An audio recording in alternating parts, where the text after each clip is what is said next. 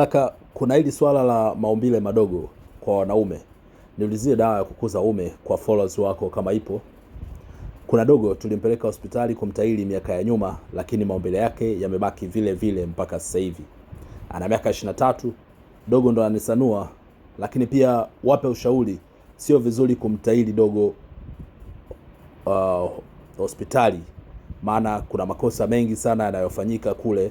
Baadaye unakuja kumgharimu mtoto wa kiume kwenye maisha yake, anakuwa na maumbile madogo. Saidie nijue kama dawa ipo, nimsaidie dogo.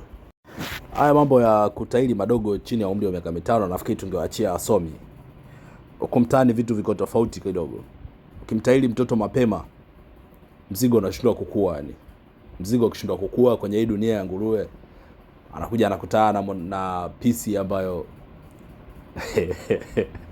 dogo anaibika, ushajua eh? Dogo anaibika, ndio anaanza kuhangaika na vumbi la Kongo, sijui nini makablasha kibao. Inakuwa ni shy. Mtoto anatakiwa subiri. Tunajua miongozo inaelekeza vingine pengine.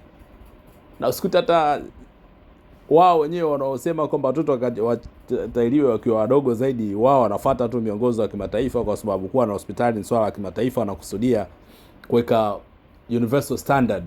Yaani mtu akitoka Ulaya akaumwa malaria huko anatibiwa bila shaka, kwa sababu inasimamiwa kimataifa na vitu kama hivyo, kwa wana qualify. Lakini usikute wao wenyewe wanaona kabisa mezingua ni mtoto kutahiriwa akiwa chini ya umri wa miaka 5 labda au vyovyote.